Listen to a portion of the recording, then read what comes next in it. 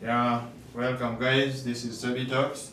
I'm Mbele Landers, physics teacher. Our topic today is physical quantities. Physical quantities.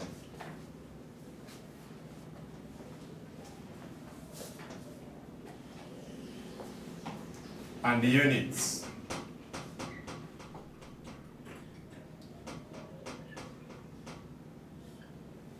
That is what I had said in the introduction to physics paper 1. We did introduce and we said that this was the first topic. Now, let us begin by finding out what is the, when we talk of physical quantities, what do we mean? Now, our physical quantities are divided into two. When we talk of a physical quantity is anything that is measurable. Anything that is measurable, then we tend to say that is physical as long as can be felt. Now, we have two types of physical quantities. We have fundamental quantities. We have fundamental quantities. So, what is a fundamental quantity? A fundamental quantity is one which cannot be expressed, or is a quantity which cannot be obtained by expressing any other quantity using mathematical equation. So now, we have three examples. We shall vividly look at three examples of fundamental quantity, that is mass, length, and time. It is true, we cannot get these quantities by combining any other quantities using mathematical equations so that we can get them. So let's define a fundamental quantity and say that a fundamental quantity is a quantity which cannot be expressed in terms of other quantities using mathematical equations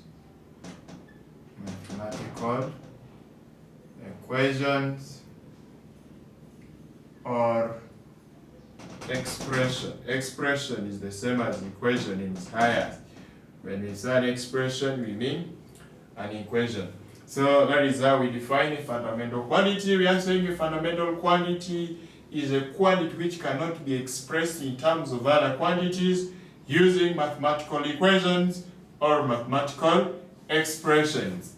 The examples of fundamental quantities, we shall vividly look at the MKS system, where we have mass and then length and time. That is what we call, these are the examples of fundamental quantities. Now, if a quantity is not fundamental, then it will be a derived quantity. Then it will be a derived quantity.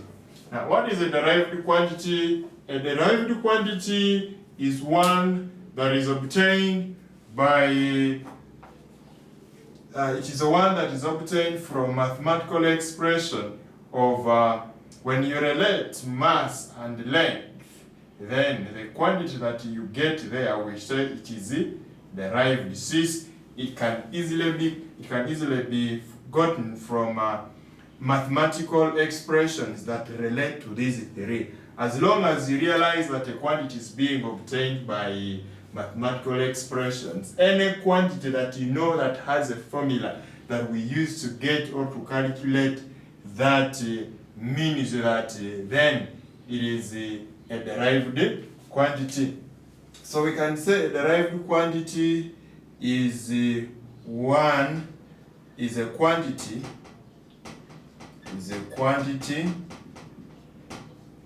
that is obtained from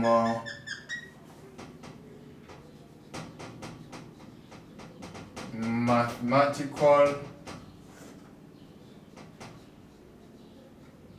expressions,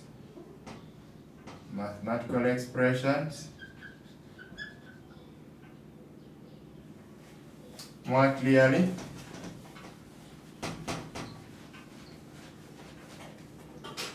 we say that a derived quantity is a quantity which is obtained from the fundamental quantities,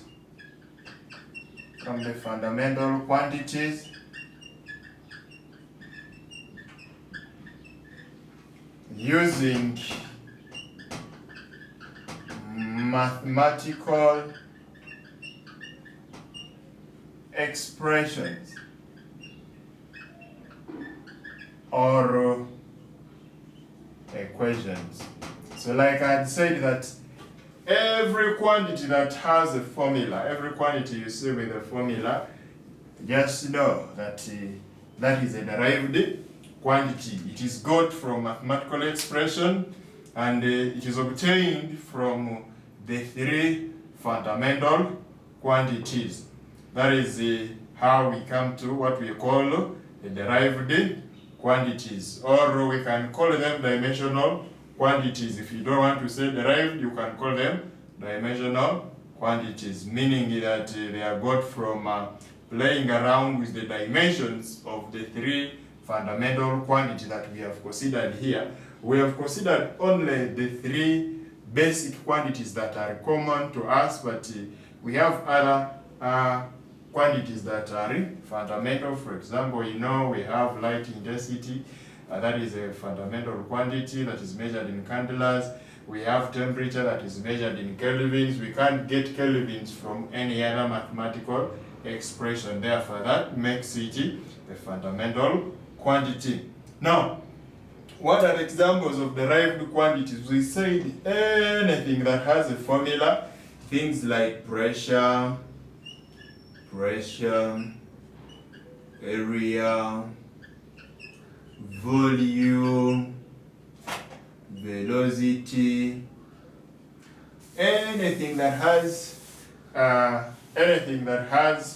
a formula, you just know that is a derived quantity. Now, away from the quantities, let's look at what we call dimensions of the quantity. Dimensions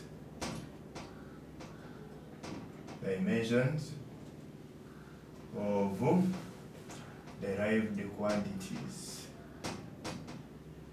Dimensions of derived quantities. Now, when we say dimensions of a derived quantity, what do we mean? When we say dimensions of a derived quantity, we mean the way how the derived quantities are related to the fundamental quantity. So we can write and say that this shows how the derived quantities, hope you're seeing, quantities are related, now derived quantities are related to the fundamental quantities, are related to the fundamental quantities. That is what we call the dimensions of the fundamental quantity. This shows how the derived quantities are related to the fundamental quantities. And we're saying That is what we are calling dimensions of fundamental quantities. Now in physics, how do we represent dimensions? Dimensions are represented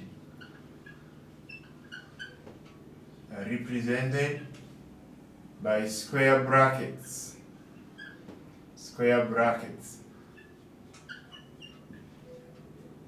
This is a square brackets.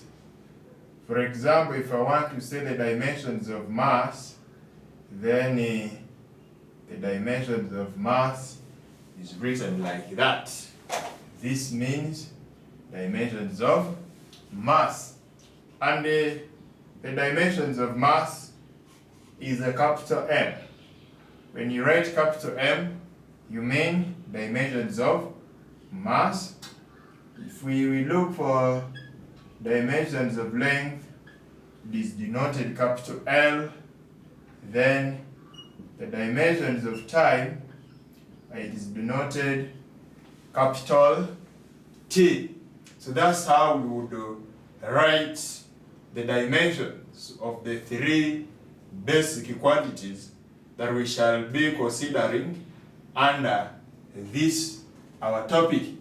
Now, away from that, let us see how derived quantities are related to the fundamental quantities. Because I said that a derived quantity is that annual quantity that has a formula. So now let's look at how these quantities are related to the fundamental quantities.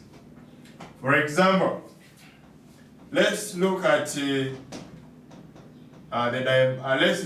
examples of derived quantities like velocity. We know that velocity is got from a formula displacement out of time. Now, this is what they're noting. In physics, any distance is a length, be it radius, diameter, circumference, breadth, width is a length. We take it to be a length. So this is the same as saying that velocity is the same as length out of time.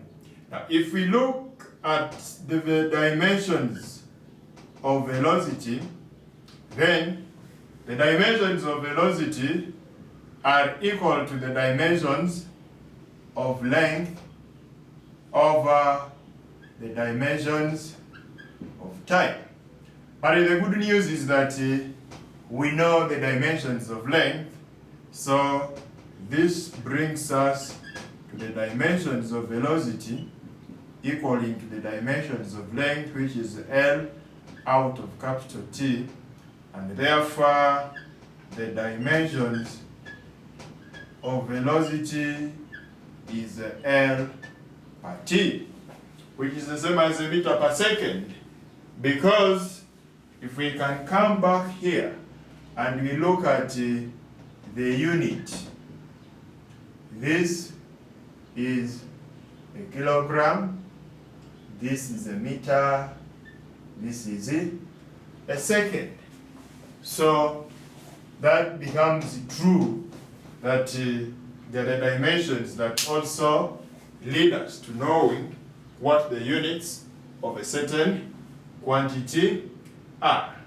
Now, having known how to get dimensions of derived quantities, I guess this example will not be enough.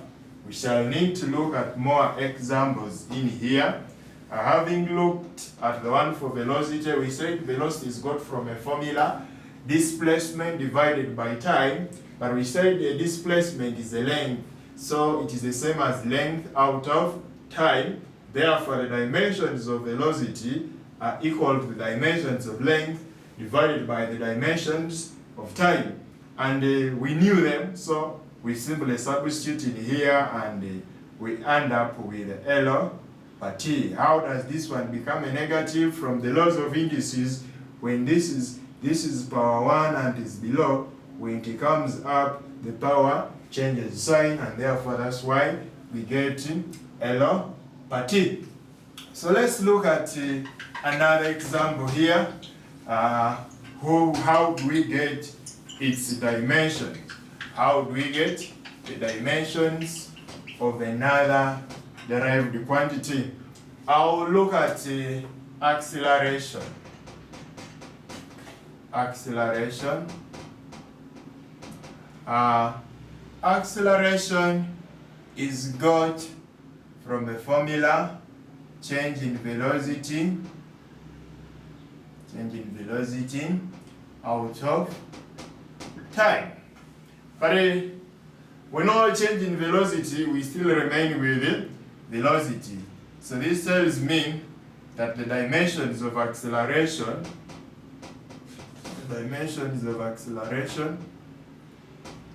in square brackets, what means we are talking of dimension, is equal to dimensions of velocity divided by the dimensions of time. But we just got the dimensions of velocity as L per T divided by T.